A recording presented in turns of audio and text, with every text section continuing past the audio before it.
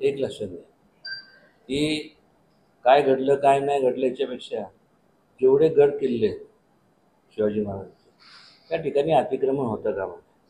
पूर्वीपासून जे लोक ते गडावरती राहणारे गडकरी आहेत त्यांचे पूर्वी जे घर आहेत तेवढे सोडले तर बाकीच्यांनी नाही तर मग सांगा ना तू उद्या कोणी पण जाऊन तिथं एखादं मोठं हॉटेल बांधेल 5 स्टार हॉटेल बांधेल त्याला काय अर्थ राहत नाही ना. म्हणजे ज्याचं ते पावित्र्य आहे ते जात नाही. आणि इनफॅक्ट एका जरा पाहिलं तर हे सगळं आर्किओलॉजी डिपार्टमेंटच्या अंडर येतं. आर्किओलॉजीकडनं परमिशन आर्किओलॉजी डिपार्टमेंट त्या परमिशन देणार. जे अतिक्रमण जे झालेत त्यांनी केलेत जे ते गडावरती राहणारे गडकरी आहेत ते सोडले. बाकीच्यांचा अधिकार काय तो इथं असू दे नाही तर कुठल्याही गडावरती असू दे.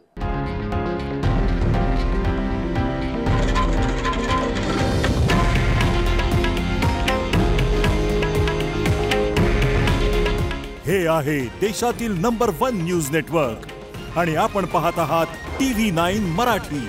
काळजी तुमची, हित महाराष्ट्राचं.